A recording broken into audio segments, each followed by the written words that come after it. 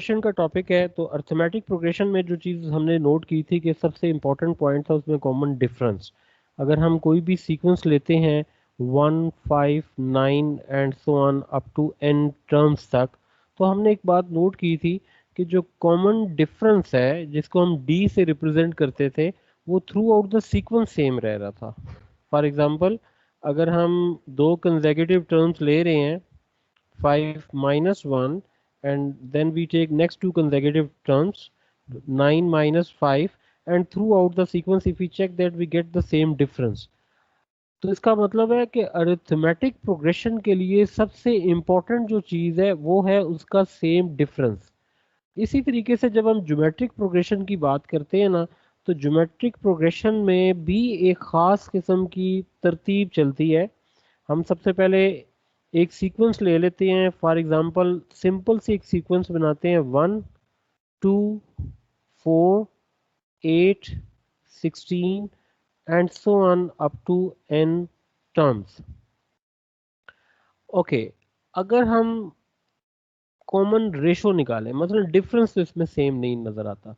2 - 1 का डिफरेंस 1 है, 4 - 2 का डिफरेंस 2 है, 8 - 4 का डिफरेंस फिर 4 आ जाएगा। तो इसका मतलब है डिफरेंस के सेम ना होने से हम इसे अरिथमेटिक प्रोग्रेशन नहीं कहेंगे। हम अब देखते हैं कि कॉमन रेशो क्या है। कॉमन रेशो में भी हमने सेकंड टर्म लेनी है and we divide it with the first term, और इसमें भी सेम वही कॉन्सेप्ट यूज होता है कि कंसेक्यूटिव टू टर्म्स में सेकंड और फर्स्ट टर्म को हम कंसिडर करेंगे।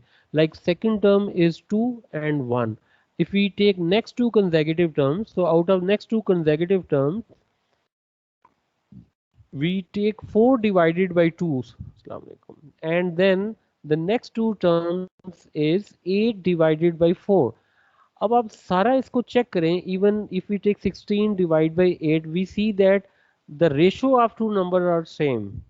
जब रेशो सेम होता है ना तो उसको हम बोलते हैं कि ये कॉमन रेशो है। Common ratio is represented with letter R. जब आर से रिप्रेजेंट होगा वो ज्योमेट्रिक प्रोग्रेशन आ जाएगा। अच्छा, ज्योमेट्रिक प्रोग्रेशन का ना एक खास पैटर्न चल रहा होता है। फॉर एग्जांपल मैं अगर 1 को लिखता हूँ तो आप ये देखें कि रेशो 2 चल रही है, तो सेकंड नंबर भी मैं फिलहाल 2 लिखता हूँ।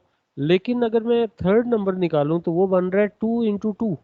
फर्स्ट नंबर क्या आ रही है 1, ठीक है, इसको लेते हैं 1 × 2, और ये आ गया 1 × 2 स्क्वेयर।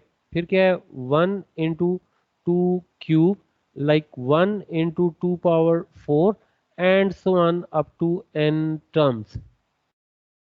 ये n टर्म्स तक चल रहा है। ये जो चीज़ है ना इसको हम कहते हैं term number 1, this is term number 2, this is term number 3, term number 4, term number 5 and up to this is nth term.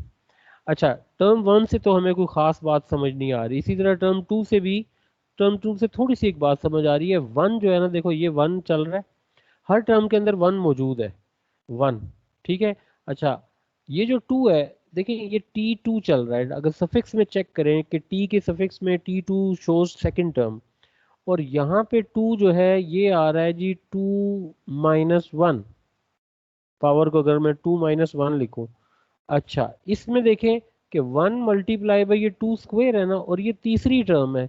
अगर मैं 3 - 2 करूं तो बात वो समझ आती है। 3 - 2 का मतलब क्या है 1 आता है। हमें 3 - 1 करना है, 3 - 1। अच्छा, इसमें देखें ये T4 है, 1 लिखा, अब T3 बनाना है ना, ये T4 है, इसकी पावर 3 बनानी है, 4 में से 1 माइनस करना है। इसी तरह फिफ्थ टर्म लें तो 1 × 2 और 5 - 1।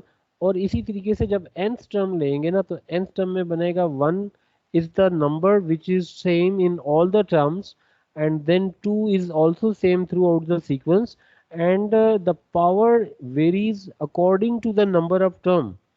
Like if we take the last term, then in the formula that would be 1 less than the nth term। तो यहाँ से हम इस फॉर्मूले को जनरल अगर स्पेसिफाई करें ना, तो ये जो फॉर्मूला यूज होता है to find the specific term, ये ज्योमेट्रिकल प्रोग्रेशन है। ए आ जाएगा, आर आ जाएगा, n - 1 आ जाएगा। इसका मतलब है again we will face four things, A, N, sorry R and N. A is the last term of the sequence, or we can also say that this is the nth term of the sequence. A is the first term, ये first term आ जाएगा, and R is the ratio, common ratio, we call it common ratio. आपको पता है कि through out ratio same होती है इसलिए कॉमन कहते हैं, and N shows the number of terms. सारी की सारी टर्म्स वही हैं, सिर्फ आर का और डी का फर्क है। डी डिफरेंस के लिए यूज होता था, आर रेशो के लिए यूज होता है। ये जी हमारे पास आइडिया था। सबसे पहले जिस टाइम हम अर्थमेटिक प्रोग्रेशन लेते हैं ना, ज्योमेट्रिक प्रोग्रेशन हमने ली है, 1 लिया है, 2 लिया है, 4 लिया है, 8 लिया है, 16, और ये हमने अप टू n टर्म्स तक लिखा। ठीक है, इसी तरीके से अगर हम प्रोग्रेशन की तमाम टर्म्स के साथ प्लस का साइन डाल देना अप टू n टर्म्स। अच्छा, अब इसमें देखें कि ये बन जाएगी, क्योंकि रेशो के सेम होने से ना 2/1, 4/2, 8/4, राइट। रेशो के सेम होने से हम इसको बोलते हैं ज्योमेट्रिक सीरीज। ठीक है, ये है जी ज्योमेट्रिक सीरीज। हमने ये लास्ट टाइम सीरीज के बारे में पढ़ा था कि जो टर्म्स होती है ना, ये देखें ये टर्म्स चल रही हैं, ये सीक्वेंस कहलाती है, सीक्वेंस बोलते हैं या इसे प्रोग्रेशन बोलते हैं। ठीक है, अगर आप सीक्वेंस की हर टर्म्स के दरमियान प्लस का साइन डाल देना तो वो सीरीज बन जाती है। क्योंकि ये ज्योमेट्रिक सीक्वेंस है ना, तो सीरीज की वजह से ज्योमेट्रिक सीरीज बोलेंगे। अच्छा, ज्योमेट्रिक सीरीज में ना सम हम फाइंड कर रहे होते हैं, तो सम के बारे में हमने ये बात पढ़ी थी कि एस एन जो है वो एक्सप्लेन करता है this is the sum of first N terms, यानी फर्स्ट एन टर्म्स का सम हम इसमें फाइंड करते थे। अच्छा, इसका जो फार्मूला बनता है वो आता है A R power N minus one and divided by R minus one, this is its formula. Again in this formula we have Sn, we have R, we have Rn, and then sorry Rn, instead of writing Rn we write this। तो ये R के बारे में हमें already पता है। Sn shows sum of sorry first n terms, यानी sum of first n terms ये आ जाएगा जी। और A is always first term and shows geometric progression तो है ना। क्या फार्मूला था ज्योमेट्रिक प्रोग्रेशन का जी? A r n minus one. Okay, अब देखो कि उसने क्या 6 टर्म लेनी है, तो ये कोई कैलकुलेशन नहीं है, यानी T6 निकालना है एंड 15 टर्म है। जस्ट आपका अप्रोच चेक की जाएगी इस क्वेश्चन में, क्या है T6 क्या है, T15 क्या है, क्या आएगा? ए R six minus one which is A R five. फिर जब ए और आर की वैल्यू होगी तो आंसर भी आ जाएगा। इसी तरह ये T15 है ना, ये क्या बन जाएगा? A R six sorry 15 minus one which is equal to A R power, ये आ जाएगा 14। तो इस तरीके से ये वाला भी आंसर आ जाएगा। ठीक है, और क्वेश्चन नंबर 3 में देखें the first term of geometric progression उसे दे दिया, यानी अब देखें ए की वैल्यू आ गई 270 एंड द फोर्थ टर्म, इसी तरह फोर्थ टर्म दे दिया T4 इज इक्वल टू 80 है। Find the common ratio, R find करना है जी। क्या ख्याल है कैसे करना चाहिए? फॉर्मूला लिखें। T4 इज इक्वल टू 80 है ना, देखो यहाँ से गिवन इंफॉर्मेशन स्टार्ट करेंगे ना। सर 80 को डिवाइड बाय 4 करेंगे। 80 को अगर हम करें, देखो T4 है ना, फोर्थ टर्म है, तो फोर्थ टर्म का फार्मूला क्या बनना चाहिए? सही है, ठीक है सर। समझ गए? चलें जी, हाँ जी, आप बताएं जी, फोर्थ टर्म का फार्मूला क्या बनना चाहिए? ठीक है जी, ये कह रहे हैं जी a r four minus one is equal to 80 कर दो। क्या ए में से या आर में से कोई वैल्यू आपके पास है? ए कितना आ गया जी? 270, R power 3 is equal to 80। क्या आर निकल आएगा? यही फाइंड करना था। ठीक है, जान दो। नेक्स्ट क्वेश्चन नंबर 4 पे आ जाएं जी। Question number 4. First term of geometric progression is 50 and second term is minus 30. Find the fourth term. A is 50, second term है यानी T2, T2 is minus 30. तो R निकल आएगा. फोर्थ टर्म निकालनी है तो अगर मैं इसे T4 लिखूं तो AR3 यानी A रिक्वायर्ड है, R रिक्वायर्ड है. A दिया हुआ है, R किसी तरह फाइंड करना है. फिर T4 को देख के मैं बता रहा हूँ. ये देखो T4 में A और R. A दिया हुआ है, R चाहिए था. R कहाँ से निकलना है? वो कहीं यहाँ से निकलना है.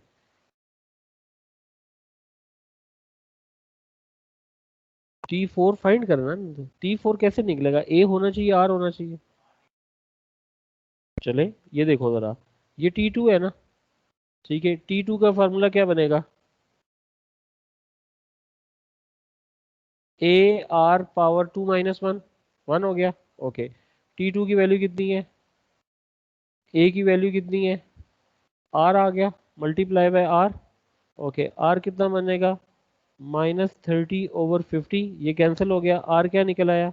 -3/5. ये ले जी, ये निकल आया. अब आप इसमें T4 में वैल्यू पुट कर दो. क्या हुआ? रेशो माइनस में? हाँ बिल्कुल हो सकता है. वैल्यू नंबर ऑफ टर्म कोई नेगेटिव होगी तो हो सकता है ना. अच्छा जी, अब देखें T4 में आ गया जी A इज 50 और -3/5 फोर्थ टर्म निकल आई. अच्छा, इस क्वेश्चन को ऐसे भी तो हम कर सकते थे यार. देखो फर्स्ट टर्म क्या थी? 50. What is second term? 30 -30 और फिर आगे नंबर ऑफ टर्म्स चल रही थी. तो first term is always A and R mean the ratio of first two terms 30/50. तो आपको फार्मूले में जाना ही नहीं था, उससे दो टर्म्स दी थी ना, तो हम इसे इस तरह भी कर सकते थे. Given that all the terms are positive, find the common ratio. Second term आ गई जी 12 and the fourth term और T4 की वैल्यू आ गई 27. Given that all terms are positive, find the common ratio. Okay. अब देखो सेकंड टर्म का मतलब है AR12, make it equation number 1. Fourth term का मतलब है AR³ इज इक्वल टू 27. ये आ गया इक्वेशन नंबर 2. A8 आ रहा है. अच्छा, इन दोनों को साइमल्टेनियसली सॉल्व करना है. ठीक. ओके, फ्रॉम 1 A की वैल्यू निकालें. ये बन जाएगी 12/R. इसको इक्वेशन 3 अपनी तरफ से नाम दे देते हैं और इसको पुट इन 2 कर दें. 2 में पुट करेंगे तो R का आंसर आएगा. देखो A की जगह पुट करें, ये बनता है 12/R into R³ is equal to 27. R इधर से कैंसिल, R इधर से कैंसिल, तो R² आ गया. R² का आंसर आ रहा है 27/12 आ रहा है. तो ये R8 नहीं आ रहा, कुछ इसमें डेसिमल वाला सीन आ रहा है. कैलकुलेटर फिक्स नंबर ही है.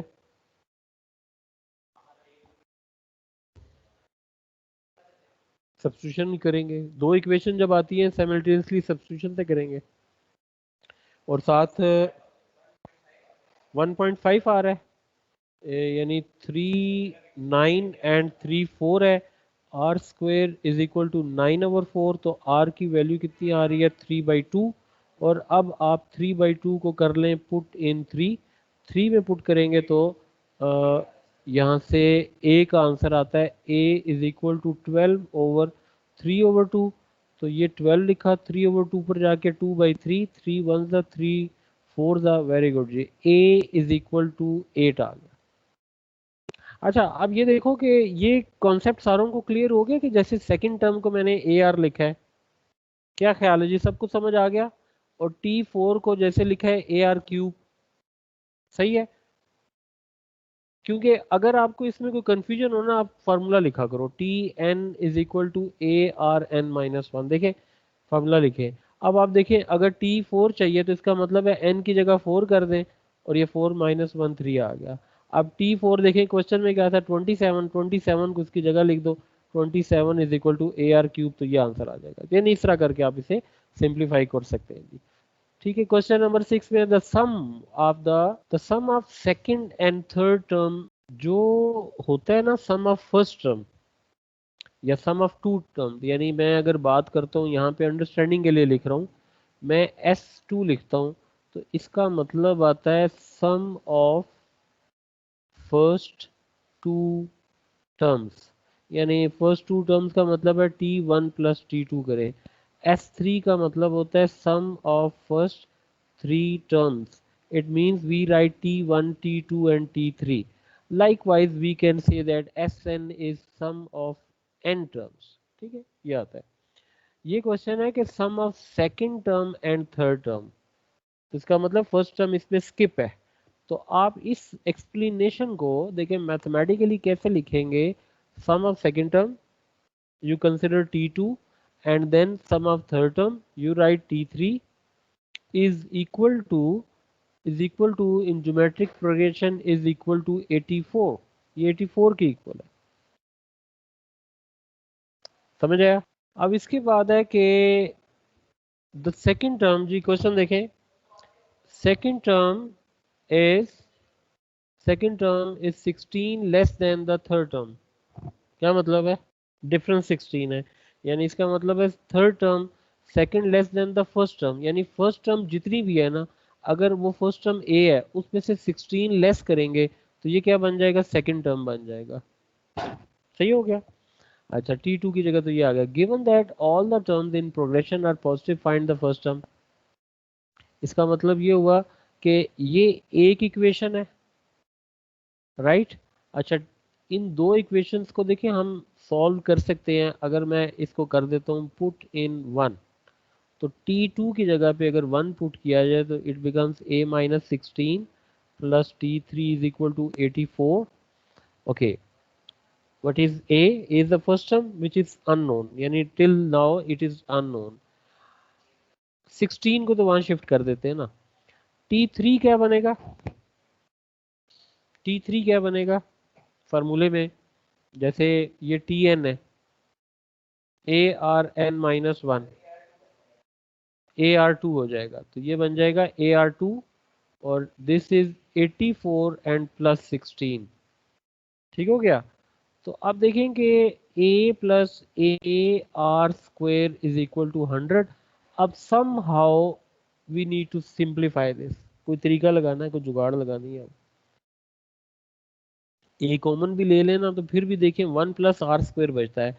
ए तब निकलेगा जब आर होगा। एक इक्वेशन और पे जाना पड़ेगा। अब आप इक्वेशन नंबर 2 देखें। ठीक है, देखें, यस, फ्रॉम टू। अब ये देखो A2 है ना, ये सॉरी T2 जो है ये आ रहा है a माइनस 16। T2 की जगह उसकी वैल्यू ले ले, A R is equal to a minus 16, तो a को उधर ले जाए, A R minus A is equal to minus 16। a common ले लें तो r माइनस 1 आ जाएगा, माइनस 16। तो a की वैल्यू क्या आ गई? Minus 16 over r minus 1। अब आप इसको डबल स्टार कर दें क्योंकि a फाइंड करना है। इसको आप कर दें put in equation number star. Star में पुट करें ना ताकि ये वाला आंसर आ जाए। अच्छा, वैसे मेरे जेहन में एक बात आ रही है क्योंकि कैलकुलेशन मुझे लग रहा है थोड़ी मुश्किल हो रही है। अगर हम इसमें S3 लिखें तो S3 को क्या होना चाहिए? T1 plus T2 plus T3 होना चाहिए। अगर ऐसे लिखते हैं, थोड़ा सा चेक कर लेते हैं ना। अच्छा, S3 देखो T1 की वैल्यू क्या है? T1 की वैल्यू क्या है जी? देखें, T1 को हम A कहते होते हैं। ओके, ये जो T2 प्लस T3 था ये कितना आ गया? 84 आ गया। 16 over r minus 1 plus 16 over r minus 1 और into R square is equal to 100। और लें जी r माइनस 1 एलसीएम आ गया तो ये क्या बनेगा? Minus 16 R square is equal to 100। इसको उधर ले जाते हैं। ठीक, this is minus 16 R square, so it is 100 R minus 100, क्योंकि उधर जाएगा तो मल्टीप्लाई हो जाएगा जी। क्यों जी, समझ रहे हैं? अब क्या करना चाहिए? आर स्क्वेयर को उधर ले जाओ, प्लस कर देना 16 आर स्क्वेयर। अच्छा, ये देखें, इसको मैं इधर लाया हूँ ताकि प्लस हो जाए। और ये 100 आर पहले से मौजूद है, 100, क्योंकि ये देखो ये इससे मल्टीप्लाई होगा, 100 आर से भी 1 से भी मल्टीप्लाई होगा। ओके, अच्छा फिर क्या है जी? माइनस 100 है तो प्लस 16 हो जाएगा ना, क्योंकि ये उधर गया है तो ये भी तो उधर जाएगा ना। ठीक हो गया। अच्छा, अब जो चीज बची है वो है 16, ये आर है प्लस 100 आर, इसमें कितना बच जाएगा -84 इक्वल टू 0। उसने हमें कहा कि सारी वैल्यू पॉजिटिव है, क्वेश्चन की स्टेटमेंट के अंदर उसने कहा था। तो इसका मतलब है कि यहाँ पे कैलकुलेशन आ गई जी 3/4, आर इज इक्वल टू -7। इसको हमने कर दिया निगलेक्ट, आर ये निकल आया। अब इस आर को, क्योंकि हमने तो ए फाइंड करना है ना, तो आप करें जी put in equation double star में पुट करेंगे तो ए निकल आएगा -16/r-1, 3 और 4 -this, -16, ये कितना है जी -4 -1/4 होगा, और ए कितना बन जाएगा -16 × 4/-1, तो 64 आ रहा है। तो ए का आंसर बन गया 64 और आर की वैल्यू आ गई 3/4। तो मैं एक बार इस क्वेश्चन की शक्ल दोबारा देख लेते हैं कि यहाँ पे है जी, लें जी, वो कह रहा है कि given that all the term in progression are positive find the first term. तो फर्स्ट टर्म हमने फाइंड करनी थी, ये हमारी फर्स्ट टर्म निकल आई जी। जी क्वेश्चन है जी, find the sum of first 8 terms. आप देखो सम का फार्मूला है, मैं फार्मूला आपके सामने लिख देता हूँ।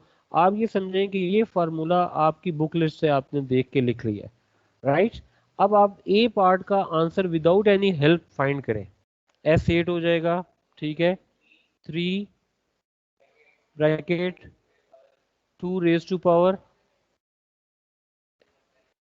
n, 8 -1 divided by 2 -1। ठीक हो गया जी। बस आगे आपने वर्किंग कर लेनी है, 3 × 2 ⁻8 -1 हो जाएगा, क्योंकि नीचे 2 -1 है। कितना आंसर है जी? ये कह रहे हैं जी 765। इसका मतलब है कि सम ऑफ टर्म्स को हम इस तरीके से सिंप्लीफाई करते हैं जी। 6C में है जी, first four term of geometric progression find the sum to infinity. The first four terms of the first term of geometric progression, the fourth term is this. अच्छा जी, यहाँ पे ना एक और फार्मूला भी देते हैं। अब हम देखते हैं कि सम टू इन्फिनिटी को कैसे सॉल्व किया जाता है, ठीक है। ये देखिए जी, सम टू इन्फिनिटी का फार्मूला जो है ना, पहले हम इस फार्मूले पे आते हैं। ये फार्मूला आपके सामने लिखा हुआ है, ठीक हो गया। सम टू इन्फिनिटी, एन जो है ना, आपको पता है एन नंबर ऑफ टर्म्स को शो करता है। एन हो सकती है 10 टर्म, हो सकती है 20 टर्म है, 100 टर्म्स है, 1000 टर्म्स है। अगर मैं कहूँ n approaches to infinity, then it means that there are number of terms which cannot be counted. The last term we cannot find the last term. That could be 100, 1000, 10,000, lakh, यानी कुछ भी term हो सकती है। Okay, एक तो ये बात है कि जब n की वैल्यू बहुत बड़ी हो जाए तो तब क्या होता है, ठीक है जी। अच्छा जी, फिर उसके बाद आती है जी r की बात आती है। r जो है ना, ये रेशो है।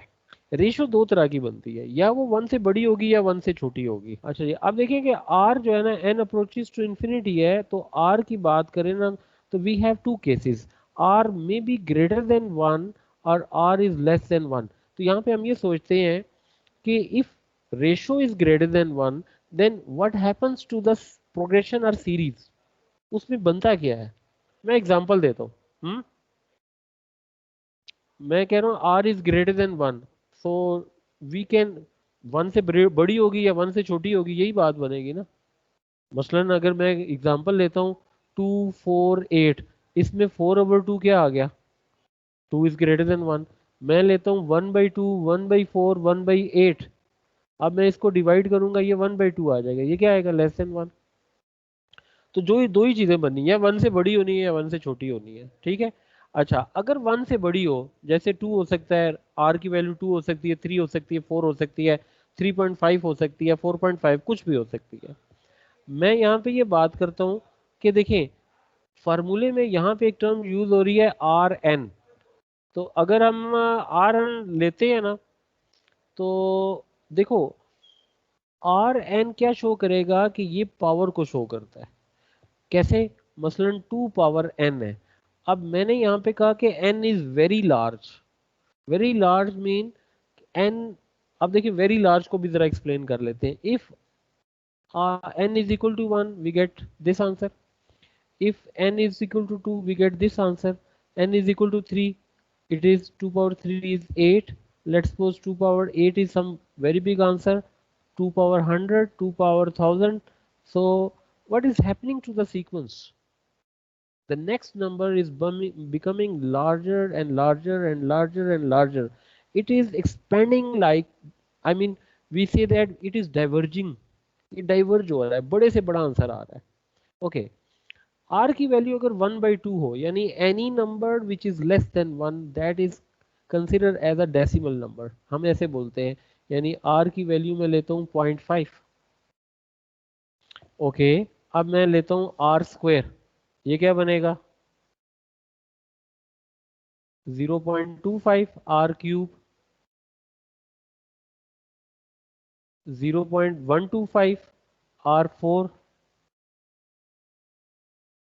0.0625 एंड सो ऑन. देखें, डेसिमल को अगर 1 डिजिट तक हम जरा ऑब्जर्व करें, ये था 0.2, अगला नंबर क्या है 0.1, फिर अगला नंबर क्या है 0.0. यानी हमारा नंबर अब किसकी तरफ मूव कर रहा है, छोटे की तरफ भी, कौन से नंबर की तरफ जा रहा है, जीरो की तरफ. यानी इसका मतलब है ये ऐसे कन्वर्ज एक पॉइंट की तरफ आना शुरू हो जाएगा. तो इसका मतलब है कि अब मैं अगर इस कंक्लूजन पे जाऊं कि if r is less than 1 and n is very large, then what happens to r power n? It happens to be very small, approaches to zero. But approaches to zero mean like if we have 0, 0.00000 or 000 and 1, ठीक है, although this much zeros shows that it is 0, approximately equal to 0, लेकिन अगर हम accuracy पे जाएंगे then it is not 0. ठीक है, हम जब उसे अप्रोक्सीमेशन पे जाएंगे हम we make it equal to 0. मतलब ये हुआ कि आर एन, एन को अगर बहुत लार्ज करेंगे तो आर पावर एन जीरो की तरफ जाएगी. अब ये अगर जीरो की तरफ जाएगी ना, तो हम लेट करके ना हम ये कह देते हैं आर की वैल्यू जीरो होगी. ठीक है, अब देखो एन अप्रोचेस टू इन्फिनिटी है ना, तो इसका मतलब है इसको भी लेट करके कह देते हैं n is approximately equal to some very large number, infinity आ गया. अब ये वैल्यूज आप इस फार्मूले में पुट करें, जरा देखें फार्मूले में एन की जगह लिख दें आप एस इन्फिनिटी, ए वही रह गया, आर एन की जगह आप ले लें 0 -1, नीचे क्या आ गया r-1. ओके, ऊपर वैल्यू क्या बन गई -a, नीचे r-1 है, माइनस कॉमन ले सकते हो मैं नीचे से, क्या बनेगा -r+1, यानी 1 -r बचेगा, माइनस माइनस कैंसिल. तो सम टू इंफिनिटी का फॉर्मूला आ रहा है a/1 - r, provided, this is very important information, provided that r magnitude must be less than 1. यहाँ r की वैल्यू 1 से छोटी होगी तब you will be able to apply this formula. ये फार्मूला तब बनेगा. अच्छा, अब जब ये फार्मूला बन जाएगा, हमें ये पता ऐसे चलेगा कि जब हम r फाइंड करेंगे, मैं आपके सामने ये देखो ना, ये क्वेश्चन करता हूँ ना, इस क्वेश्चन में हमने 1.52, 0.54 और 0.56, राइट, ये क्या कहा उसने, द फर्स्ट 4 टर्म्स दी हुई है. अच्छा, अब ये देख लें जी, क्वेश्चन नंबर 2 है, मैं क्वेश्चन नंबर 2 भी साथ इसका सॉल्व कर रहा हूँ. तो इसमें कोई ये ले, अब देखो सबसे पहले ए क्या है 1, इसके बाद आर क्या है 0.5 स्क्वायर/1, यानी सेकंड टर्म में से फर्स्ट टर्म को डिवाइड किया, तो ये कितना आ जाएगा 0.25. 0.25 इज लेस देन 1, हमें पता चल गया 0.25, ये 1 है. ठीक है, ठीक है, ये लें जी, ये 6E एक्सरसाइज से मैंने क्वेश्चन लिया है जी. ठीक है, अब ये आर की वैल्यू ये निकल आई, लेस देन 1 आ गया, फिर उसने क्या क्या फाइंड करना है, सम टू इन्फिनिटी. तो सम टू इन्फिनिटी का फार्मूला क्या था, a/1 - r, और हमने देख लिया r की वैल्यू 1 से लेस है, a1 आ गया 1 - 0.25, दिस इज 1/0.75, 4/3. एक मिनट में आपके क्वेश्चन का आंसर देता हूँ, अब पूछे.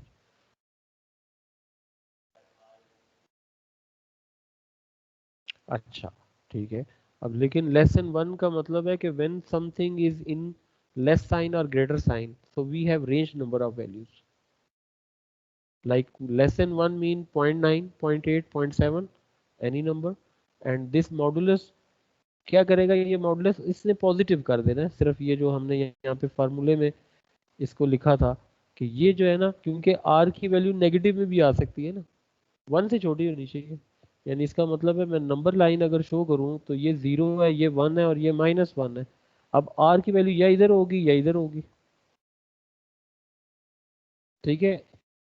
नेगेटिव क्या करेगा, मॉडुलस उसको पॉजिटिव कर लेता है। ओके जी, अल्लाह हाफिज।